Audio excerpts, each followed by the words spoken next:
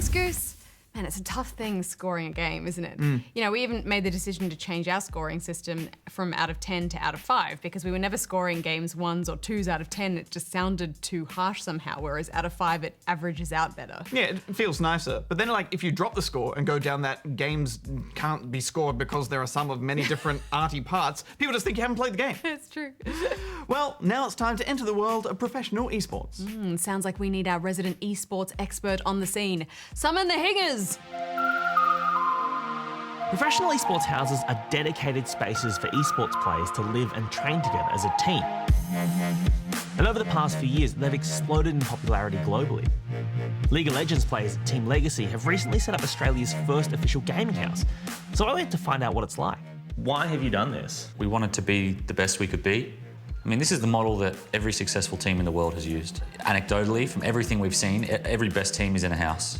Why is that, do you think? It gives you that kind of that social aspect. It's a lot easier to bond with your team. A lot of the time with esports, you meet people online, and it's not really the same as when you're face to face with them. At any point of the day, if I have an idea, I'm able to tell somebody, I'm able to show somebody, or we can play together.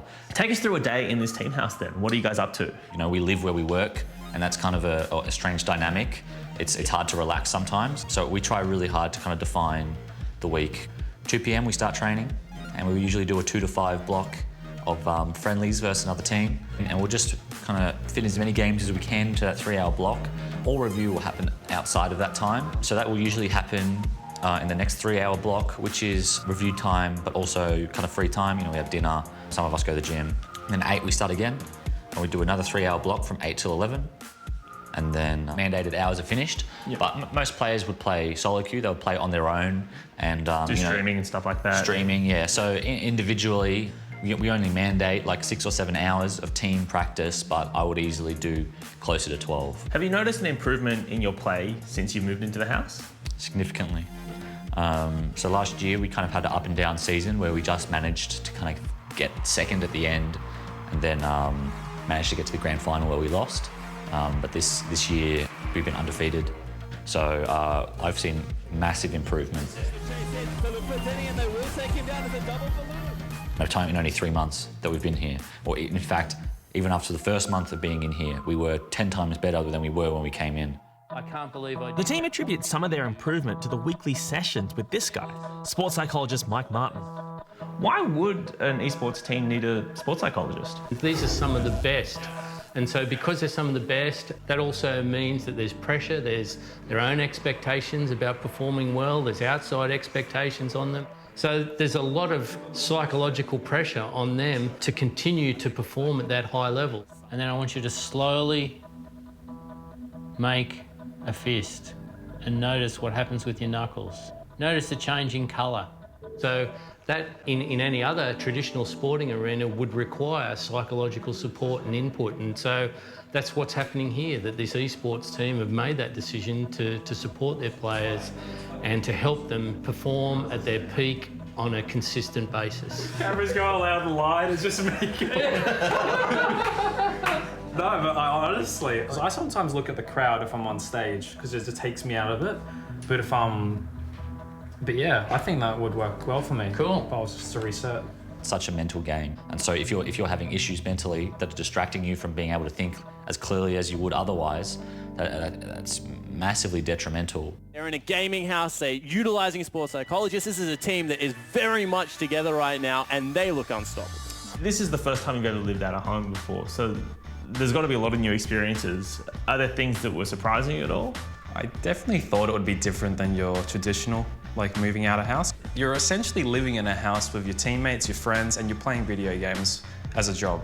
It's getting to a point where we're just trying to learn all the strengths and weaknesses about living together.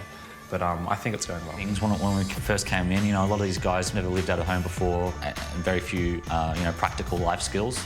So it's been a pretty steep learning curve in trying to, show everybody how to do basic things that otherwise their parents would have done. I assume, but they're learning, and it gets easier every week. I had an assumption of if I lived with them, what it'd be like, and I mean some of it they lived up to, but some of it was quite interesting. What? I'll give you an example. I mean, Tim, he constantly just uses the bathroom with the door open. And like, it's fine. Like, I guess that's what he does, but it's not fine. Like, close the door, please. What would you say to people who want to be in your position? If you're good, you will get noticed and you will get invited to join the pro scene. You know, as a beginner, it's very difficult and you're going to need to invest a lot of time and a lot of hard work into being as good as you can be, and in the end, that might still not be good enough. Oh man, that is bleak. That said, for those who do make it, it's the best. I love it. We all love it. We're having the best time ever. And so if you can get involved, absolutely get involved. Even if it's not, especially if it's not as a player.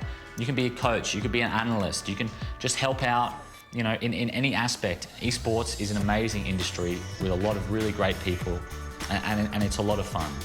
But yeah, just be prepared to work hard. We're all here because we really enjoy the job. We think of it as a career that we really want to continue going through. It's hard to say if this will continue, but I think all of us really want it to continue, and we're really trying to make sure that this year really is successful for us and gives us further reason to continue doing this journey. So, Hingers, you actually stayed overnight in a house with the team while you were there. What was that like? Oh, it was really intense. And you can see how this is going to kind of affect their gameplay and also is going to be a model that other teams in Australian esports are going to copy. Is it kind of like the LAN parties of old that I remember in my childhood? Just a really fun thing that goes on forever? Yeah, I mean, kind of, but like no LAN party is fun after like the 14-hour mark, you know? It just becomes this kind of never-ending perpetual doom. So they have to have a lot of rules to like structure their entire lives, you know, to stop it from becoming that. Would you do it again though? I can't imagine they'd invite me back, to be honest. What did you do? We can never speak about it again.